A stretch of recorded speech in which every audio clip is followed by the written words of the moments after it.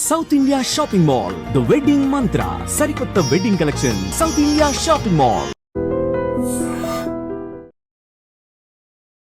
నమస్కారం, welcome to I dream. ధర్మ మార్గం విత్ విజిత కార్యక్రమానికి స్వాగతం. ప్రస్తుతం మనతో పాటు ఉన్నారు ప్రముఖ ఆధ్యాత్మికవేత్త ముదిగొండ చంద్రశేఖర శర్మ గారు. ఇప్పుడు వారితో మాట్లాడి మనకున్న సందేహాలన్నింటినీ కూడా నివృత్తి చేసుకునే ప్రయత్నం చేద్దాం. నమస్కారం అండి. నమస్కారం అండి. ధన్యవాదాలు ముందుగా పిలవగానే ఎక్కువగా గ్యాప్ తీసుకోకుండా వచ్చినందుకు. తప్పకుండా మీరు అడగడం రాకపోవడం కూడానా. అయితే టాపిక్ ఏంటంటే, ఎలాగో మొదటిసారి మనం వీడియో చేయబోతున్నాం, కొంచెం అది కాన్సెప్ట్ కూడా పద్ధతిగా అలా ఉంటేనే బాగుంటుంది అనిపించింది. ఏంటి అంటే, ఆచారాలు వ్యవహారాలు అని చెప్పి మాట్లాడుతూ ఉంటాం మనం నిత్యము కూడా. అయితే ఈ మాట్లాడుతున్న సంభాషణలో అర్థమైంది ఏంటి అంటే, ఈ ఆచారాలు ఇవన్నీ అనేవి మన హిందూ ధర్మానికి సంబంధించినవా, లేదు అనంటే మనమున్న ప్రాంతానికి లేదు మన కుటుంబ వ్యవస్థకి వంశం అంటుంటారు, అలా వంశం పారపర్యంగా వచ్చే ఆ ఒక వ్యవస్థన ఏంటి అసలు ఈ ఆచారము అనంటే? ముందుగా ఐ డ్రీమ్ ప్రేక్షకులందరికీ కూడా నమస్కారం. సాధారణంగా వాగర్ధావివ సంపృక్తో వాగర్ధ ప్రతిపత్తజే జగత పితరౌ వందే పార్వతీ పరమేశ్వరం. సాధారణంగా ఈ ఆచారము అనేది చాలా విశేషమైనటువంటిది అని మన మన మన ధర్మంలో మనం దాన్ని వ్యవహరిస్తూ ఉంటాం. ప్రతి దాంట్లోనూ ఆచారము అని ఆ మాట మాత్రం అంటూ వినిపిస్తూ ఉంటుంది. ఈ ఆచారము అంటే దాని అర్థం ఏమిటి, ప్రామాణికం ఏమిటి, ధర్మశాస్త్రాలు ఏం చెప్తున్నాయంటే, అంటే శ్రేష్టమైనది, ఉత్తమమైనది అని అర్థం. చరహ అంటే నడవటం లేదా అనుసరించడము అని అర్థం. ఉత్తమమైన దానిని అనుసరించడం లేదా అనుకరించడం, శ్రేష్టమైన దానిలో నడవటం. శ్రేష్టమైన దానిలో నడవటము అనేది ఆచారము యొక్క నానుడి. ఈ ఆచారము, అందుకే గురువును తన దగ్గరికి వచ్చినటువంటి విద్యార్థులకు ఏం చెప్తాడు, తను ఏదైతే ఉత్తమమైనటువంటి ధర్మ మార్గం ఉందో తాను ఆచరిస్తూ తన శిష్యులకు ఆచరింపజేస్తాడు. అందుచేత గురువుని ఏమంటున్నాం, ఆచార్య అని సంబోధిస్తున్నాం. అవునండి, తాను ఆచరించి తన శిష్యులకు చూపిస్తున్నాడు. కాబట్టి అందుకే ధర్మశాస్త్రాలు ఏం చెప్తున్నాయి, యద్యాచరతి శ్రేష్ఠ తత్తదేవ ఇతరో జనాః అని ధర్మశాస్త్రాలు అంటున్నాయి. అంటే ఏమిటి, శ్రేష్ఠులైన వాళ్ళు ఏది చేస్తారో ప్రజలంతా దాన్ని అనుసరిస్తారు. వాస్తవం. ఇది ధర్మము, ఇది ఆచారం యొక్క ప్రామాణికం. శ్రేష్ఠులైన వాళ్ళు ఏది చేసినా మనం దాన్ని ఫాలో అవుతూ ఉంటాం. అందుకే యథా రాజా తథా ప్రజ అని కూడా అన్నారు. రాజు ఎలా ఉంటే ప్రజలు కూడా అలాగే ఉంటారు కదా, అలా నడుస్తారని ఒక నానుడి ఉంది. అందుకోసం ఆచారం అనేది నడవడిక, ఒకరిని అనుసరించడం ఆచారం యొక్క ప్రామాణికం. అందుకే ధర్మశాస్త్రాలు ఆచారం గురించి చాలా గొప్పగా చెప్పాయి. ఆచార పరమో ధర్మ అంటున్నాయి ధర్మశాస్త్రాలు. ఆచార పరమో ధర్మ, పరమధర్మమైనటువంటిది ఆచారం. అంటే ధర్మానికి మూలం ఆచారము ఉంటుంది శాస్త్రం. ధర్మానికి మూలం ఆచారం. ఆచారం అనుసరించినదే ధర్మానికి అర్థం లేదు అంటే, సాధారణ ఇక్కడ మళ్ళీ ఒక ప్రశ్న వస్తుంది. ఏమిటంటే, ధర్మానికి ఆచారం మూలమా, ఆచారానికి ధర్మం మూలమా? నిజంగానే ఏది మూలం అంటారు? ఒక సందేహం వస్తుంది. ఆచారానికి ధర్మం మూలమా, ధర్మానికి ఆచారం మూలమా? అంటే నేను ఇప్పుడు ఆచరిస్తున్నటువంటి ఆచారాలన్నీ ధర్మ ప్రతిపాదితమైనవే కదా. మరి ఆచారం ధర్మానికి మూలమైందా, ఆ ధర్మానికి ఈ ఆచారానికి ధర్మం మూలమా అనేది మనం ఒకసారి ఆచరిస్తే మనం చూస్తే ధర్మం ఎక్కడి నుంచి వచ్చింది, మనం ధర్మము అని దేని అంటున్నాం అనేది ఒకసారి విచారిస్తే, ధర్మము అని ఎక్కడుంది, వేద ప్రతిపాదితమైన ధర్మమే ధర్మం. వేదోఖిలమూలం ధర్మ అని అన్నాయి శాస్త్రం. వేదో అఖిలమూలం ధర్మ. వేదములు చదివినా, వేదములు మొత్తం సారమంతా, వేదసారము మరియు పురాణ ఇతిహాసాదులు వేదాంగ శాస్త్రాలు ఏది చూసినా, పురాణాదులు ఏది చూసినా అందులో ఉండేదేమిటి, ధర్మమే. ఏది చెప్పినా ధర్మమే చెప్తుంది. అంటే ప్రతిదానికి ఒక ఆధారం ఉంది. ఏది చెప్పినా అంటే వేదములో ఏం చెప్పినా ఓవరాల్గా లాస్ట్కు చెప్పేది ధర్మమే. అందుకే వేదం ప్రతిపాదించింది ధర్మం. వేదో అఖిల మూలం ధర్మ అని శాస్త్రం చెప్తుంది. అలాంటి ధర్మానికి ఆచారం మూలమైంది. ధర్మానికి ఆచారం ఎందుకు ధర్మానికి ఆచారం మూలం ఎలా అవుతుంది అంటే, ఇప్పుడు మనం ఉన్నాం, నన్ను ఎందుకు పిలిచారు? మీరు చెప్పే విధానం నచ్చింది, మాట్లాడే పద్ధతి అంటే జనాలకు తెలియజేసే నడవడిక ఉంది అనిపించి సంతోషం. కాబట్టి నన్ను అంటే నేను ఇప్పుడు ఫలానా ధర్మంలో ఉన్నానని, నేను ఫలానా ధర్మాన్ని మాట్లాడుతున్నానని, ఫలానా ధర్మం గురించి తెలుసుకోవాలని కదా నన్ను పిలిచింది. కరెక్ట్. అంటే నన్ను చూసి ఈయన ఫలానా ధర్మికుడు, ఈయన ధర్మాన్ని ఆచరిస్తున్నాడు అని మీరు అర్థం చేసుకున్నారు కదా. కాబట్టి నేను ఇలా ఉండటం వల్ల ఈ ధర్మానికి అస్తిత్వంగా ఉంటుంది. నా ధర్మం నేను ఇలా ఉండడం వేషో భాష సదాచార రక్షణీయమిదంత్రయం. వేషము, భాష, సదాచారము ఈ మూడింటిని మనం పరిరక్షించినప్పుడే ధర్మానికి సార్థకత ఉంటుంది. ధర్మానికి అదే మూలం. అదే అర్థమైందా? నేను నా ఇష్టం వచ్చినట్టు ఉంటానంటే ధర్మానికి అస్తిత్వం కాదది. ధర్మాన్ని నీవు నిలబెడుతున్నట్టు కాదు, ధర్మానికి మూలం కాదది. నా మనస్సులో భగవంతుడు ఉంటాడండి. నేను దేవాలయానికి వెళ్ళినప్పుడల్లా బొట్టు పెట్టుకోవాలా, ప్యాంట్ షర్ట్లు వేసుకొని నమస్కారం చేసుకున్నంత మాత్రాన భగవంతుడు నాలో లేడంటే ఎలాగా? వద్దన్నాడా దేవుడు? అలా వస్తే వద్దన్నాడా అంటే అలా వస్తే వద్దని చెప్పలేదు, అలా ఉండొద్దు అని. కాకపోతే నీవు ఏ ధర్మాన్ని అయితే అనుసరిస్తున్నావో ఆ ధర్మము యొక్క అస్తిత్వాన్ని కాపాడుకోవాలంటే ఇవి ఆచరించాలి. నేను ఫలానా ధర్మ ఆచరికున్నని ఎదుటివాడికి ఎలా తెలుస్తుంది? నా వేషాన్ని చూసే కదా వాడు అర్థం చేసుకుంటాడు. కాబట్టి నా వేషము ధార్మికంగా ఉంటుంది, చూడగానే ఆహ్లాదకరమైన వేషమై ఉండాలి. అందుకే శాస్త్రం ఏం చెప్పింది? వేషో భాష సదాచార ఈ మూడే ధర్మానికి పునాది. కాబట్టి నా భాష ఎలా ఉండాలి? వేదాంగాలు నేర్చుకున్నటువంటి మహామహా పండితులు సైతం ఆమోదించదగినటువంటి భాష ఉండాలి. ఎంతో జ్ఞానంతో కూడి ఉండాలి. నేను మాట్లాడాలంటే అంటే నేను ధర్మాన్ని ఆచరిస్తూ ఉంటే ఇవన్నీ నాకు ఉండాలి. అలా ఉన్నప్పుడు ఏమవుతుంది? నా కీర్తి పెరుగుతుంది, నాకు ఉత్తమమైనటువంటి స్థితి వస్తుంది, నా మూలమైనటువంటి ధర్మానికి అస్తిత్వం నిలబడుతుంది. ఫలానా ధర్మం అనే అస్తిత్వం నిలబడుతుంది. ఇతను సనాతన ధర్మ ఆచరికుడు. నా వేషాన్ని చూసి అలా అదే ఒక పాశ్చాత్యుడు వాడు నా పక్కన నిల్చున్నాడు అనుకోండి, అతన్ని ఏమంటారు? పాశ్చాత్యుడు అంటారు, నన్నేమో ధార్మికుడు అని అంటారు. అవునా? అదే పాశ్చాత్యుడు ఒక బొట్టు పెట్టుకొని ఒక చిన్న పంచ కట్టుకొని ఉన్నాడు అనుకోండి, అతడు కూడా సనాతన ధర్మాన్ని ఆచరిస్తున్నాడు అని అంటున్నారు. అంటే ఎందుకు? మన భాష, మన యొక్క ధర్మం, వస్త్రధార అంటే మన యొక్క ఆచారాలు ఏవైతే ఉన్నాయో వాటిని అతను పాటిస్తున్నాడు, కనీసం అవలంబిస్తున్నప్పుడు సనాతన ధర్మ ఆచరికుడని అంటున్నారు. అర్థమైంది? కాబట్టి ఆచారాలు ధర్మానికి మూలమయ్యాయి. ధర్మం సమస్తమైనటువంటి వేదములకు మూలమైంది. అలాంటి ధర్మమునకు ఆచారం మూలం. కాబట్టి ఆచారాన్ని ఆచరించడం, ఖచ్చితంగా విజ్ఞులైనటువంటి వారి చేత ఆచారాన్ని ఆచరించడం, వాళ్ళ గురించి తెలుసుకొని ఆచారం ఎలా ఉంటుంది, ఏ విధంగా ఆచరించాలి. అందుకే ధర్మశాస్త్రాలు ఆచారం గురించి చాలా గొప్పగా చెప్పాయి. వేదస్మృతి సదాచార స్వస్య చ ప్రియదర్శన ఏతచ్చతుర్విధం జ్ఞేయం సాక్షాత్ ధర్మస్య లక్షణం అంటున్నాయి. అంటే ధర్మము ఎలా ఉంటుందయ్యా అని పెద్దవాళ్ళు అడిగితే ధర్మశాస్త్రజ్ఞులు చెప్పినటువంటి మాట ఏమిటి అంటే, వేద ప్రతిపాదితమైన కర్మములు, స్మృతి ప్రతిపాదితమైన ఆచారాలు. అంటే స్మృతి ఏ విధమైనటువంటి ఆచారాలు చెప్పిందో ఆ ఆచారాలు ఆచరించడం. రెండవది వేదస్మృతి సదాచార, మంచి ఆచారాలు, నేను ఆచరిస్తున్నటువంటి పూజలు, పునస్కారాలు, ధార్మికమైన వ్యవస్థ, నేను ఉండేటువంటి తీరు, ఇదంతా కూడా సదాచారం కిందికి వస్తుంది. స్వస్యత అంటే నా మనస్సు కూడా ఆహ్లాదకరమైనటువంటి మనస్సు, నేను ఇష్టపడేటువంటి దైవం, ఇవన్నీ కూడా నా భావనలు, నా యొక్క అంతర్లీనమైనటువంటి భావనలు ఏమంటారు? ఈ నాలుగు కూడా ఎలా ఉండాలి? ధార్మికంగా ఉండాలి. ఈ నాలుగు ఉన్నటువంటి వాడు, ధార్మికంగా ఉన్నటువంటి వాడు ఏమవుతున్నాడు? అదే ధర్మ లక్షణము ఉంటుంది. ధర్మం ఎక్కడుంది? ఈ నాలుగు ఎక్కడైతే స్థిరంగా ఉన్నాయో అక్కడ ధర్మం ఉన్నది. అదే సాక్షాత్ ధర్మస్య లక్షణం అంది శాస్త్రం. ధర్మస్వరూపము అక్కడ కనబడుతుంది. అంధానుకరమణ్యేషాం అకీర్తి కరముచ్యతే. లేదు, ఇలా కాదు, నాకు ఇష్టం వచ్చినట్టుగా నేను ఉంటాను, నా ఇష్టం వచ్చినట్టుగా నేను ప్రవర్తిస్తాను, నా ఇష్టం వచ్చినటువంటి అనుకరణ చేస్తాను, ఏది నచ్చుద్దా ఆ అనుకరణ చేస్తాను అంటే నీది కాందాన్ని నీవు అంధానుకరమణ్యేషాం, కళ్ళు గుడ్డిగా మూసుకొని పోయి పక్కవాడి దాన్ని అనుసరిస్తే అకీర్తి కరముచ్యతే. నీ కీర్తి పోవడమే కాకుండా పాపం కూడా చుట్టుకుంటుంది. అకీర్తికరముచ్యతే, అకీర్తి కలుగుతుందని ధర్మశాస్త్రాలు వేడుకున్నాయి.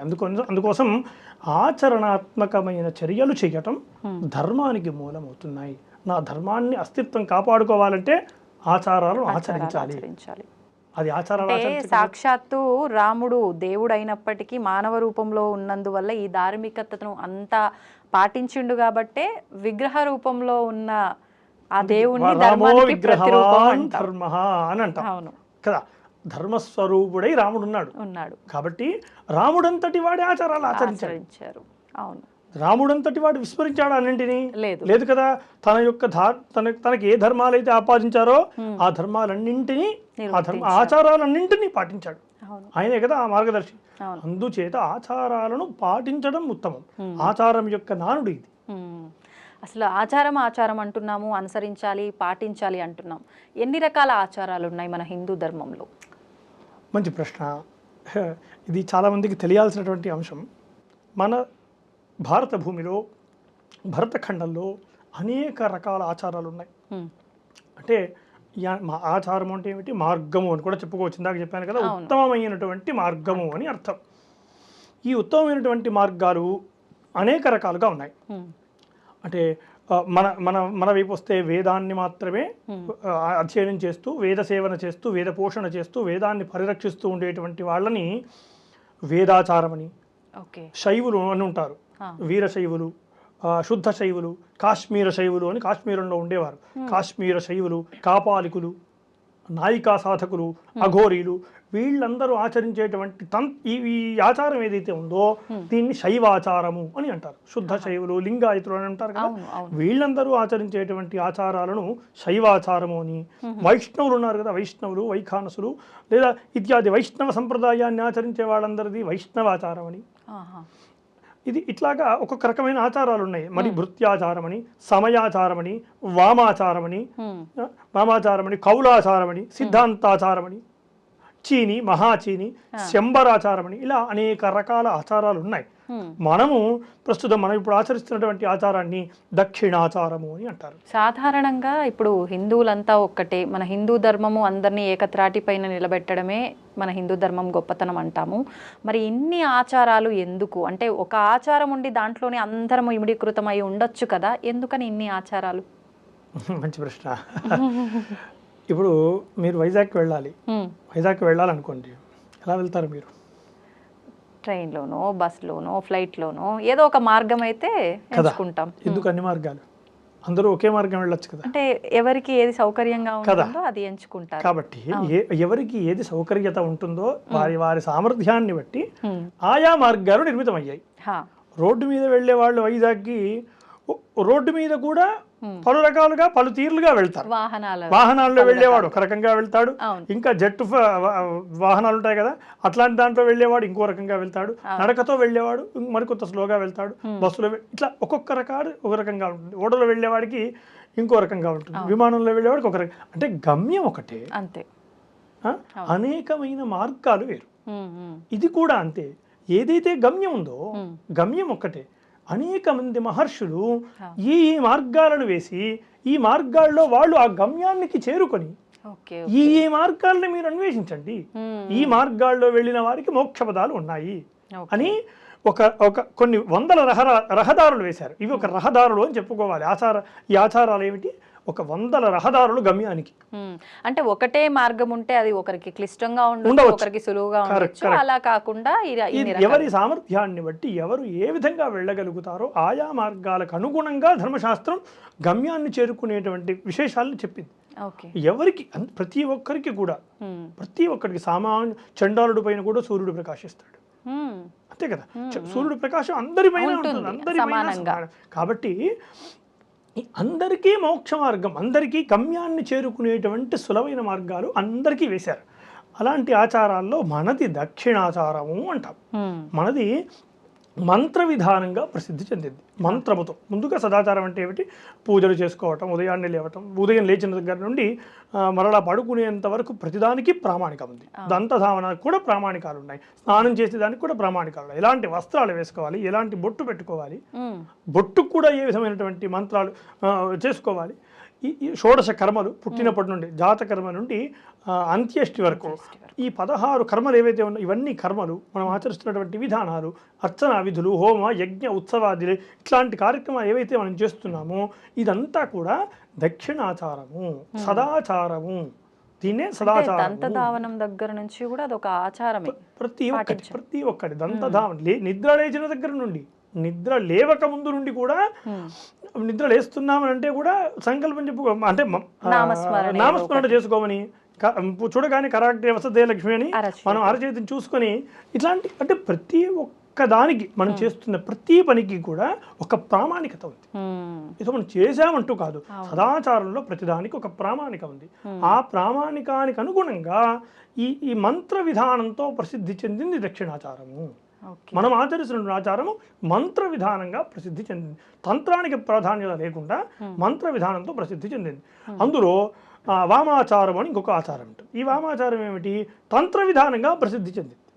వామాచారం తంత్ర విధానంగా ప్రసిద్ధి చెందితే ఇది మంత్ర విధానం. రెండవది ఇంకా ఈ వామాచారంలో ఇంకోటి అంటారు రహస్యాచారము అంటారు. వామాచారాన్ని గుప్తమైనటువంటి ఆచారం, చాలా గుప్తమై హైడెన్, అది గుప్తమైనటువంటి ఆచారము వామాచారం. అది ఎవరు ఆచరిస్తారు అలా అంటే గుప్తంగా? గుప్తాచారం ఉన్నారు, వామాచారాలను ఆచరించే వాళ్ళు చాలా మంది ఉన్నారు. అది రహస్యపూర్వకంగా ఆచరించేటువంటిది అని అర్థం. అంటే నలుగురికి తెలిసేటట్టుగా ఉండకూడదు, దాంట్లో చేసేవన్నీ ఉండకూడదు. కౌళాచారాలు ఉన్నాయి, కౌళాచారము, సమయాచారాలు అని 2 ఆచారాలు ఉన్నాయి. ఈ 2 ఆచారాలు అది ఒక PhD లెవెల్ స్థాయి అని చెప్పుకోవచ్చు. మనం ఇప్పుడు 1st క్లాస్ నుంచి 5th క్లాస్ వరకు చదువుకుంటున్నటువంటి స్టూడెంట్స్ అనుకోండి, ఇప్పుడు మనం ఆచరిస్తున్నటువంటి ఆచారాలన్నీ కూడా కౌళ సమయాచారాలు PhD స్థాయి. మనం ఒక 5వ తరగతి వాడు ఒక PhD పరిశోధకుడు పక్కన కూర్చుంటే ఏ స్థితి ఉంటుంది? కాబట్టి ఆ స్థితి కౌళాచార సమయాచారాలకు, మనం ఆచరిస్తున్నటువంటి ఆచారాలకు ఉంటుంది. అంత గొప్పదైనటువంటి ఆచారాలు. మనం ఇవి ఆచరించడానికే చాలా నియమాలు కఠినంగా ఉంది అనుకుంటున్నాం కదండి. అందుకే లలితా సహస్రనామంలో కులోత్తీర్ణాభగారాధ్య మాయా మధుమతి మహి అని లలితా సహస్రనామ స్తోత్రంలో కౌళ మార్గం గురించి చాలా గొప్పగా చెప్తారు.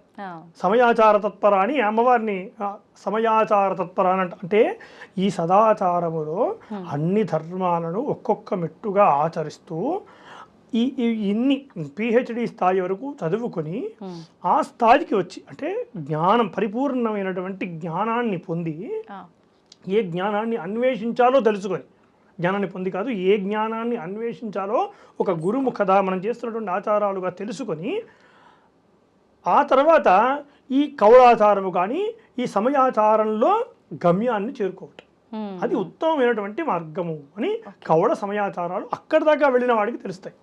చాలా విశేషమైన ఆచారాలు అవి.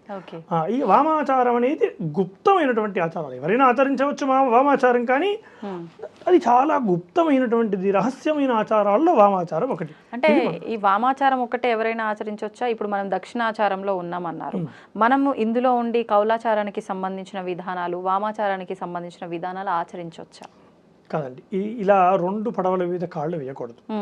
ఎప్పుడైనా 2 పడవల మీద కాళ్ళు వేసి వెళ్ళడం ఎవరికి ప్రమాదం? మనకే ప్రమాదం. అవునా? అటు ఇటు ఏ ధర్మాన్ని ఆచరిస్తాం, ఎక్కడికైనా వెళ్ళాలి కదా.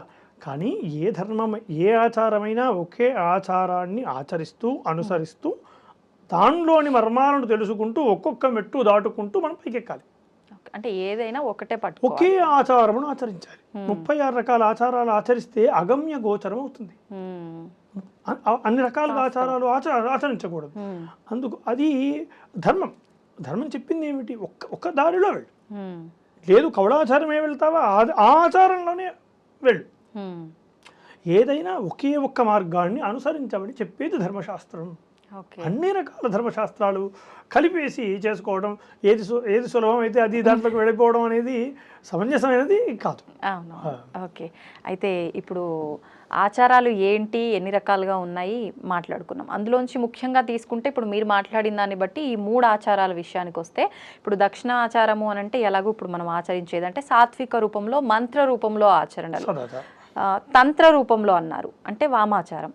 అసలు ఏంటి తంత్రము అని అంటే మా అందరికీ గుర్తొచ్చేది, ఇప్పుడు నా మైండ్లో తంత్రము అనగానే ఇదేదో చేతబళ్ళు, నెగిటివ్ ఎనర్జీస్, ఈ రకమైన పూజలు ఏమో అనే ఒక అపోహ ఉంది. అది అపోహనో నిజమో కూడా నాకు క్లారిటీ లేదు. నా అలాగే చాలా మందికి ఉంటుంది. అసలు ఏంటి తంత్రం అంటే ఏంటి, ఏ రకమైన విధానం ఉంటుంది? మంచి ప్రశ్న.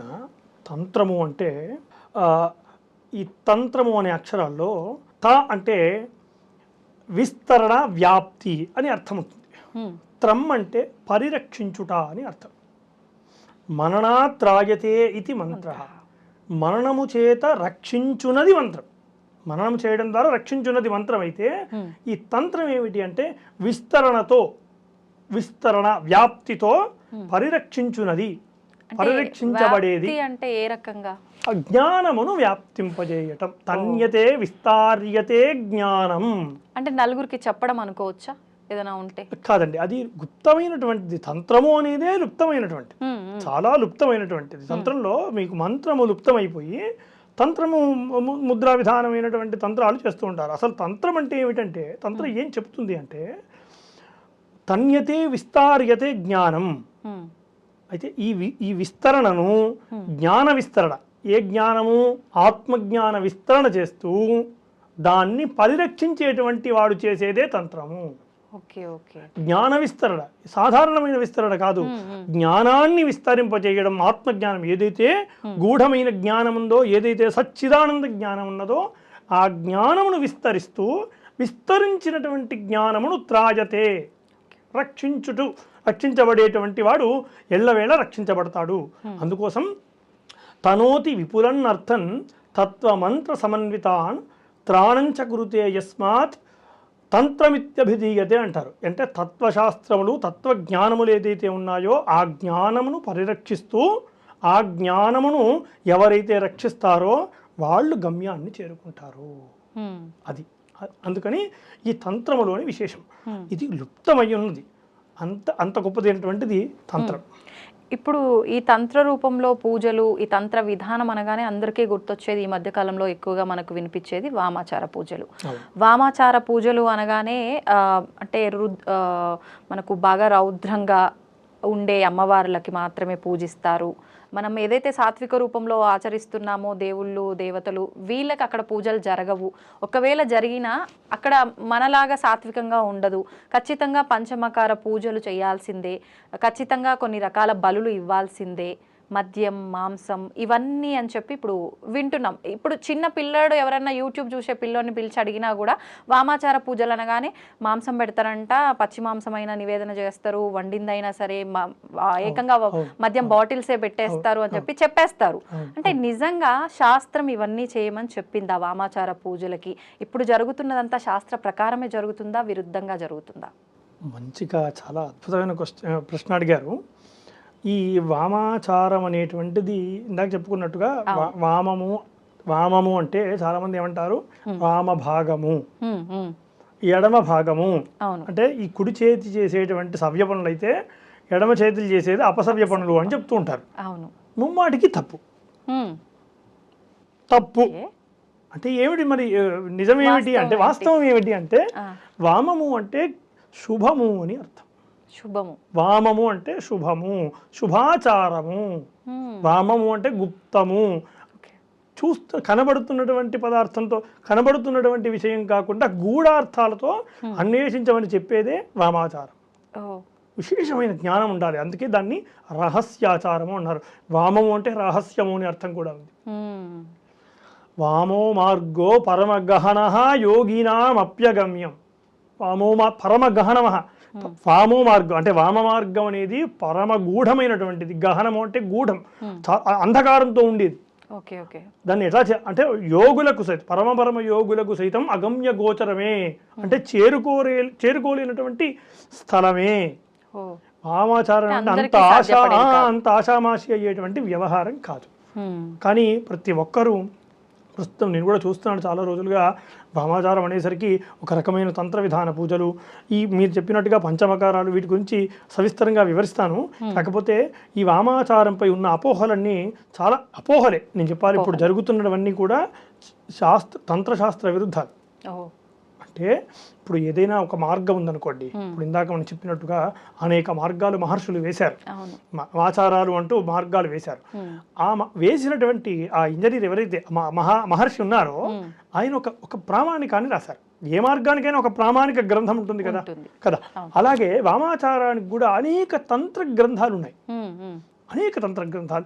భైరవ వ్యామల తంత్రమని, కులార్ణవ తంత్రసారమని, రుద్ర యామల తంత్ర గ్రంథాలని, ఇలాంటి అనేకమైన తంత్ర గ్రంథాలు ఆయా ధర్మాలు ఎలా ఆచరించాలి, అందులో ఉన్న అర్థాలను ఎలా అన్వేషించాలి అనేది, అంటే ఆ మార్గంలో ఎలా ప్రయాణించాలి అని దాంట్లో ఉంటాయి. కానీ దాన్ని ఎవరు చదవకుండా, మన ముందు మాట అని ఉంటుంది పుస్తకంలో, ముందు మాటను ఎవరు చదవరు. ముందు మాటను ఎవరు చదవకుండా డైరెక్ట్గా మనకి ఏం కావాలో ఆ పేజీలో వెతుక్కుంటూ వెళ్తాం. కానీ ముందు మాటను చదివితే అసలు ఆ పుస్తకం ఎందుకు వచ్చింది, ఆ పుస్తకం ఏం చెబుతుంది, ఆ పుస్తకం రచించినటువంటి అతని అభిప్రాయం ఏమిటి, అర్థమైంది? ఆ పుస్తకంలో నీవు ఎలా చదవాలి, పుస్తకాన్ని ఎలా అర్థం చేసుకోవాలి అని ముందు మాటలో చెప్తాడు. అంటే షార్ట్ అండ్ స్వీట్ గా అసలు ఈ పుస్తకం వల్ల మనకు ఉపయోగం ఏంటి అనేది అర్థమవుతుంది ముందు మాట. కానీ ముందు మాట చదువుతామా? చదవం. అలాగే ఈ వామాచారాన్ని కూడా ఆ చెప్పినటువంటి తంత్రశాస్త్రాలను ఎవరు పట్టించుకోకుండా వాళ్లకు తోచిన విధంగా ఆయా ఆ తంత్రాలను అనుసరిస్తున్నారు. అంటే కంటికి కనబడేదాన్ని చూస్తున్నారు. దాన్ని వామాచారాన్ని ఎందుకు ఇందాక చెప్పాను, వామ మార్గో పరమగహన యోగినాం అప్యగమ్యం, యోగులకు కూడా సాధ్యం కానటువంటి మార్గం కదా, నాకు ఎలా సాధ్యం అవుతుంది? యోగులంటే ఎవరు?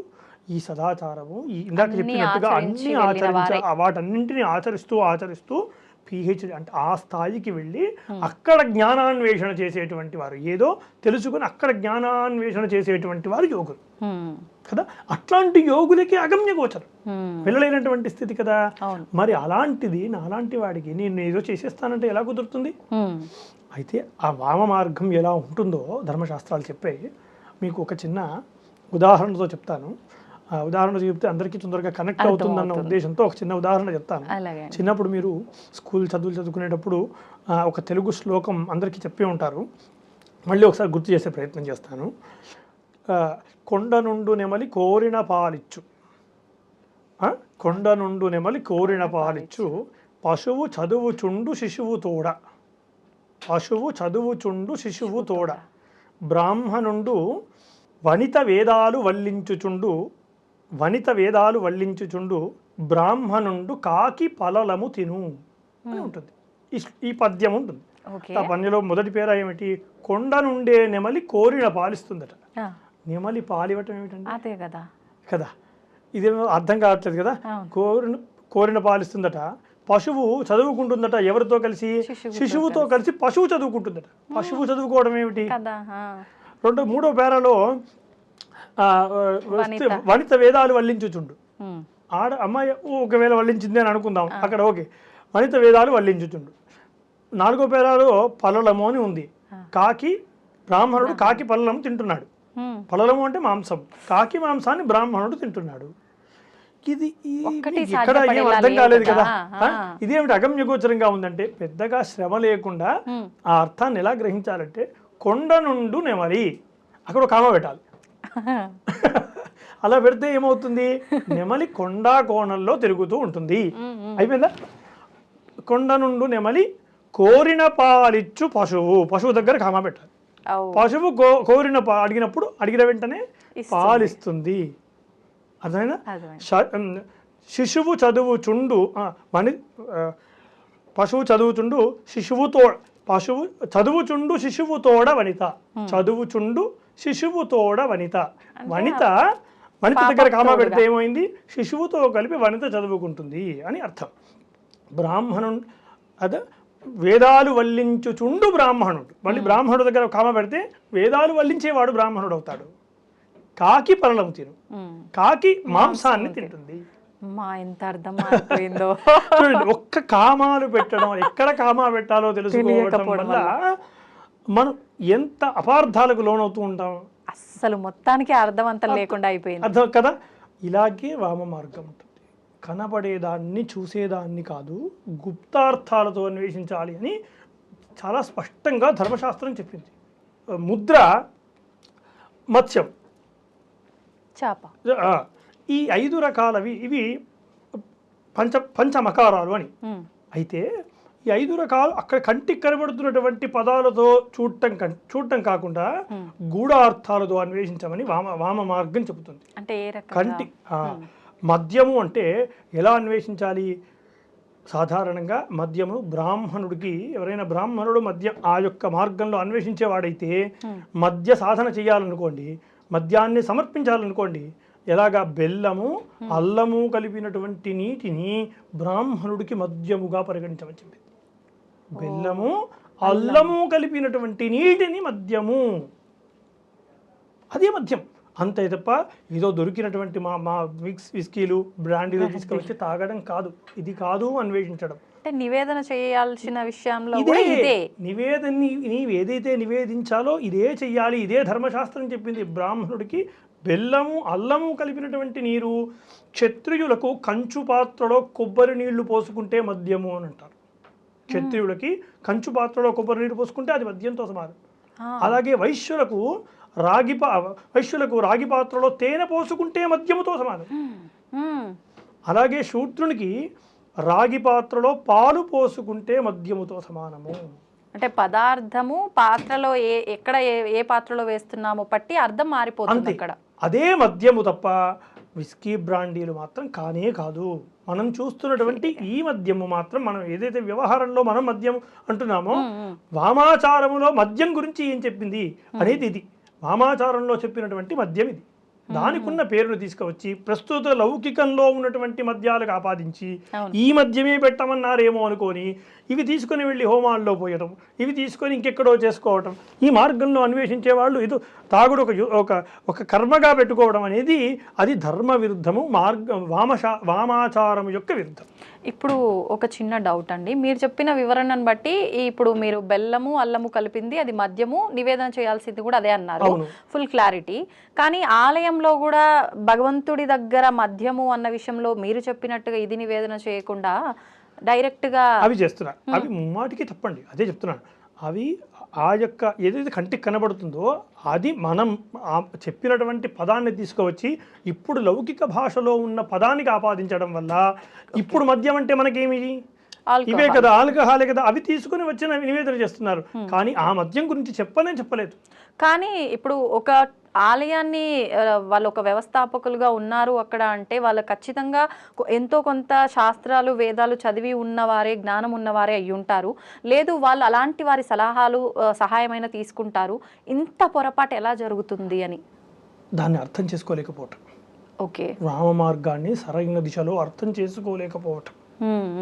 వామమార్గం అది చెప్తున్నాను కదా, యోగులకే అగమ్య గోచరం అనేటువంటి అంత గూఢమైనటువంటి రహస్యమైనటువంటి మార్గం అయితే సాధారణమైన మానవులకు ఎలా సిద్ధిస్తుంది? ఎవరు పడితే వారు వచ్చేసి చేసేసుకొని అలా వెళ్తారు కదా. కాకపోతే అందుకోసమే వామ మార్గం అంత గుప్తమైనటువంటి మార్గంగా ఉంది.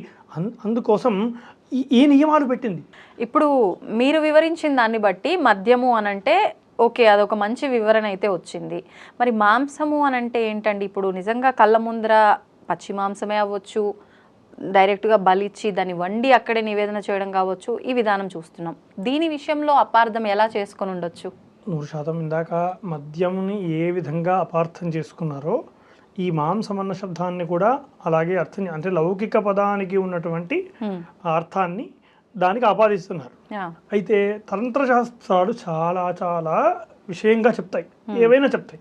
దాన్ని అర్థం చేసుకోలేని తత్వం మనది. సరైన గురువు దాన్ని వివరణ తెలుసుకొని దాన్ని ఆచరించడం అది యోగులకు మాత్రమే సాధ్యం.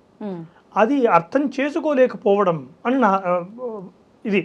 ఇంకోటి ఏమిటి, తంత్రశాస్త్రాలు ఏం చెప్తున్నాయంటే మద్య విషయంలో కామక్రోధ సులోభమోహ పశుకాం చిత్వా వివేకిన మాంసం నిర్విషయం పరాత్మ సుఖదం భుంజంతి తే వై బుధ.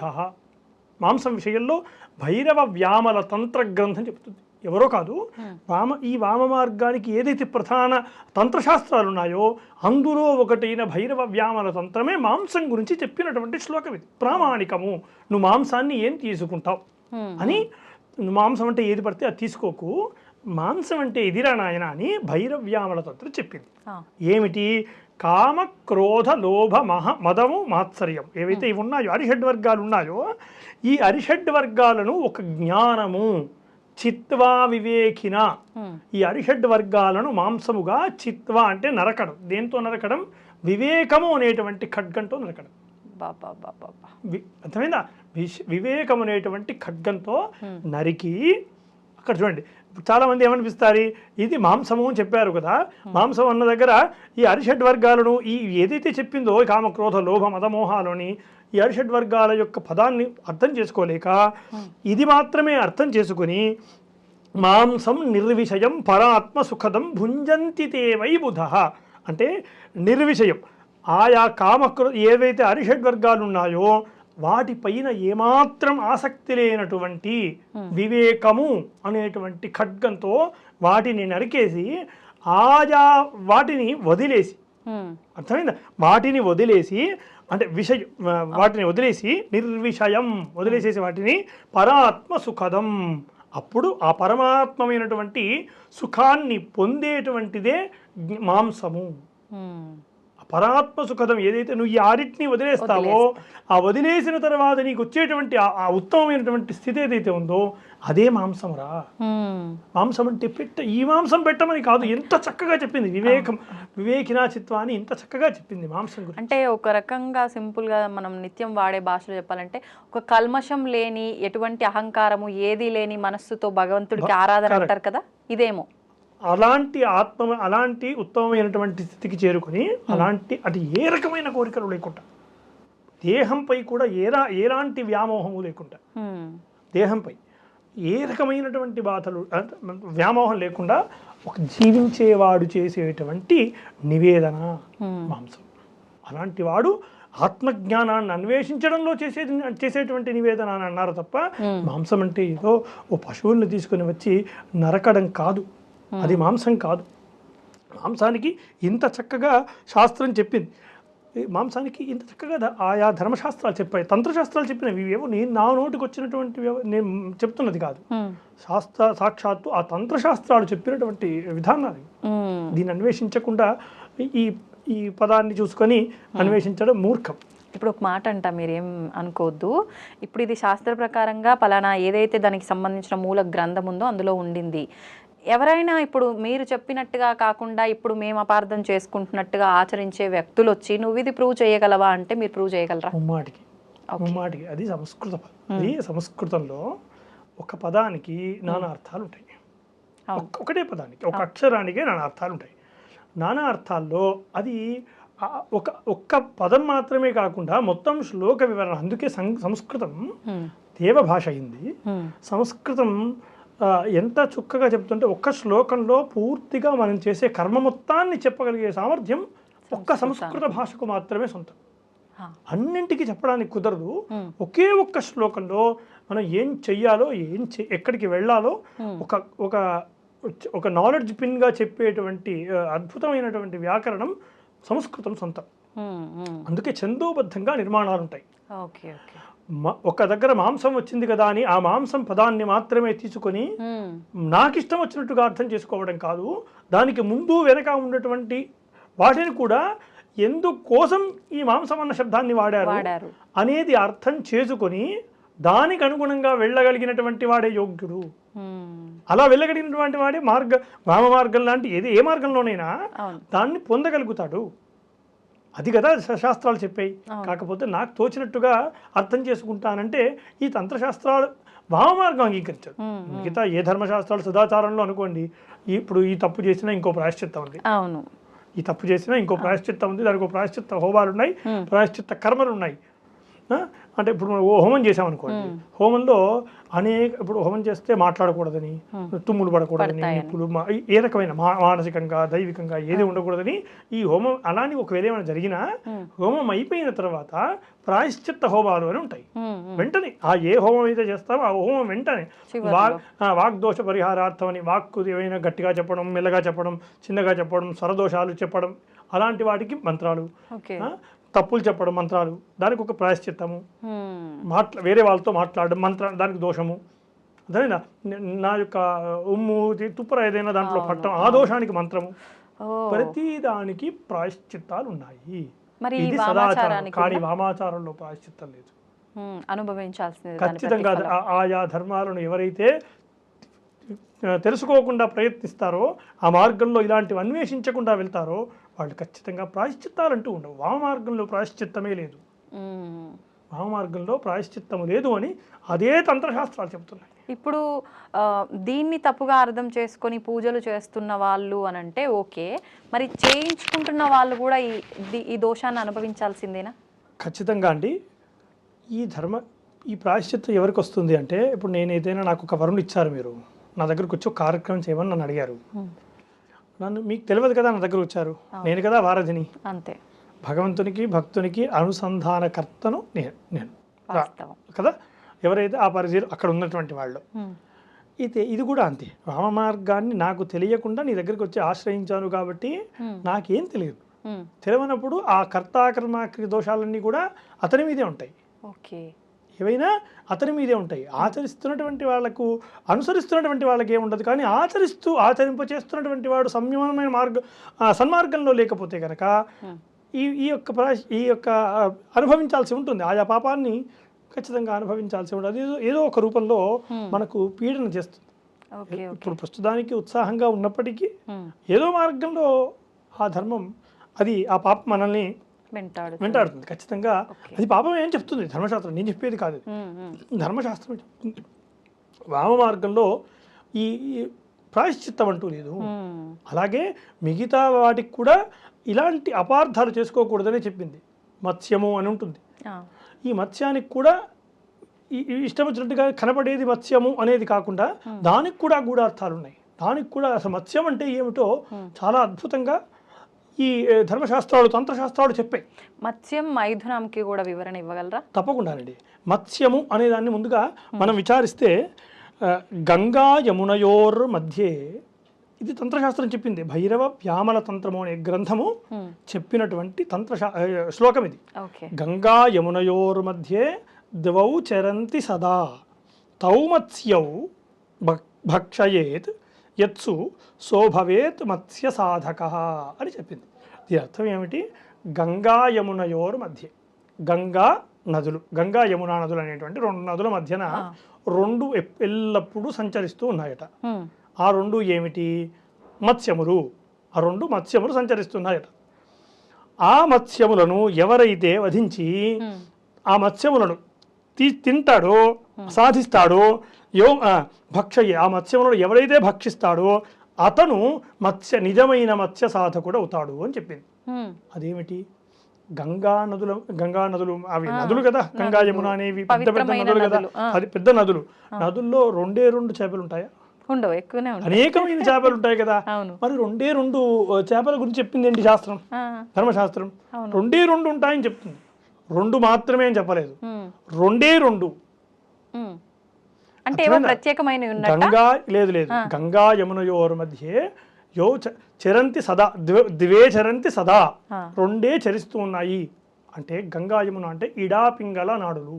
ఓకే, ఇడా నాడిని పింగళ నాడి అని ఉంటాయి కదా, ఇడా పింగళ నాడులు ఈ నాడుల మధ్యన సంచరించేటువంటి రెండు. ఆ రెండు ఏమిటి? ఒకటి సుషుమ్న నాడి, రెండవది అందులో చరించేటువంటి కుండలిని శక్తి.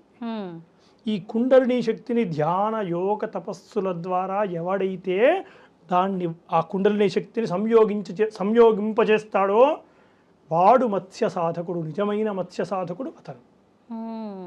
నిజమైన మత్స్య సాధకుడు అక్కడున్నాడు, అంతే తప్ప నాకు కనబడే మత్స్యము కాదు. రెండే రెండు అంటే ఎందుకు తిరుగుతాయి? అందులో నదుల్లో అనేకమైన ఉంటాయి కదా. ఇది ఇంత విశేషంగా అంటే వామశాస్త్రం, వామ మార్గం ఎంత గుప్తంగా చెప్పింది చూడండి. జ్ఞానము ఉన్నటువంటి వాడు మాత్రమే వామ మార్గాన్ని అనుసరించగలుగుతాడు. విపరీతమైన జ్ఞానం ఉండాలి. అంటే ఇవి సుషుమ్న నాడిని, అందులో చరించేటువంటి కుండలిని శక్తిని ప్రేరేపించడం, ఆ కుండలిని శక్తిని సంయోగింప చేయడం అంటే అది ఒక సాధారణమైన మనకు సాధ్యమయ్యేటువంటి వ్యవస్థ కాదు. మీరు ఇందాక అన్నట్టుగా సంస్కృతంలో ఒక అక్షరానికే ఎన్నో రకాల వివరణ ఉంటది అన్నట్టు ఈ మత్స్యం గురించి చెప్పిన తర్వాత నిజంగా ఇది వాస్తవం. ఇది వాస్తవం, ఇది 100% వాస్తవం. ఇంకా ఇదే మత్స్యం గురించి ఇదే తంత్రశాస్త్రం, మరో తంత్రశాస్త్రం ఇదే మత్స్యం గురించి ఇంకొక అనేక రకాల తంత్రశాస్త్రాలు ఉన్నాయని చెప్పుకున్నాం కదా. కుల మార్గం అనేటువంటి ఒక తంత్రశాస్త్రం ఉంది. ఓకే. కులార్ణవ తంత్ర సారము అనే ఒక గ్రంథం ఉంది. ఆ గ్రంథం ఏం చెబుతుంది? అహంకారో దంభో మద పిశునత మత్సర ద్విష షడేతాన్ వీనాన్ వై విషయహర జాలేన విధృతాన్ పచన్ సద్విద్యాజ్ఞౌ నియమిత కృతి ధీవర కృతి సదా ఖాదయేత్ సర్వాత్మచ జలచరాణం కృపిషితం. ఇందులో ఎంత చక్కగా చెబుతుంది చూడండి. అహంకారము, దంభము, మదము, మాత్సర్యము, పిశుత్వము, పిశునారితనము, లోభము అంటాం. ఇవి మాత్సర్యము, ఇలాంటి 6 దుర్గుణములు ఏవైతే ఉన్నాయో ఈ 6 షడేతాన్ని వీణాన్వై విషజహరజాలేనా అంటుంది. విషజహరం అంటే ఈ 6 ఆసక్తి లేనటువంటి అర్థమైనా ఇంద్రియ నిగ్రహము అనేటువంటి విషజహర జాలేనా, అలాంటి వలతో జాలం అంటే వల అంటే పెద్దగా ఆసక్తి లేనటువంటి వలతో వాటిని పట్టుకొని పట్టుకొని చిత్వ సద్విద్యాజ్ఞౌ సద్విద్య అనేటువంటి జ్ఞానం, సద్విద్య అనేటువంటి అగ్నిలో పచన్ అంటే కాల్చడం. దేంట్లో కాల్చమంటుండ్రు? సద్విద్యాజ్ఞం. సద్విద్య అంటే ఏమిటి? జ్ఞానము. ఏదైతే ఆత్మజ్ఞానం ఉన్నదో ఆ ఆత్మజ్ఞానం అనేటువంటి అగ్నిలో ఈ 6 పడేసి కాల్చడమే మత్స్య సాధకుడి లక్షణము. అదే తప్ప నాకు కనబడేటువంటి మత్స్యం కాదు. మత్స్యం గురించి తంత్రశాస్త్రం ఇంత గొప్పగా చెప్పింది. నాకు కనబడుతుంది మత్స్యం కాబట్టి మత్స్యాన్ని ఈ రకంగా వండమన్నది, ఈ రకంగా వండి నేను భగవంతుడికి నివేదన చేస్తానంటే అది కాదు ధర్మశాస్త్రం చెప్పింది. ఎంత క్లుప్తంగా చెప్పింది చూడు. విషయహర జాలేనా అహంకారో దంభ, ఎంత ఆ పెదాలను పలికింది కదా. అహంకారము, దంభము ఇవి ఏవీ లేనటువంటి, నాకు ఆసక్తే లేనటువంటి వాటిపై ఆసక్తి లేనటువంటి ఇంద్రియ నిగ్రహము అనేటువంటి వలతో పట్టుకోవాలట. చూడండి మత్స్యాలను ఏంటి ఆయా వలతో పట్టుకొని పచన్ కాల్చమని ఎంత చక్కగా చెప్తుందో చూడండి. ఇది కదా మనం గ్రహించాల్సింది ఆయా తంత్రశాస్త్రాల్లో. కాకపోతే వీటిని వదిలేసి ఈ లౌకికంగా ఏదైతే ఉందో దాన్ని ఆచరిస్తున్నటువంటి వాళ్ళు ఉన్నారు. ఇలాగే మీరన్న ఇందాక చెప్పినట్టుగా మైథునం అనేది ఏదైతే ఉందో దానిపై కూడా ఇలాగే వక్ర ప్రచారాలు చేస్తున్నారు. అంటే అర్థం చేసుకోలేనటువంటి తత్వం. వామమార్గం ఇందాక చెప్పినట్టుగా మనకు కనబడేట్టుగా చూసినది కాదు. మైథునం కూడా అలాంటిదే. ఇక మైథునం విషయంలో కూడా చాలా అద్భుతంగా చెప్పింది. సహస్రారోరపి బిందౌ కుండల్యాం మేళనం శివే మైథునం శమనం దివ్యం యతీనాం పరికీర్తితం. అంటే ఈ మైథునం అంటే ఏమిటి? సహస్రార చక్రంలో ఏదైతే సహస్రార చక్రం ఉంటుందో ఆ సహస్రార చక్రంలో మూలాధార చక్రం నుండి నిదానంగా కుండలిని శక్తిని సంయోగింపచేస్తూ ఒక్కొక్క చక్రాన్ని సంయోగింపచేస్తూ ఆ సంయోగించేస్తున్నట్టు ఆ సహస్రార చక్రంలో శైవశక్తి ఉంటుంది, శివశక్తి ఉంటుంది.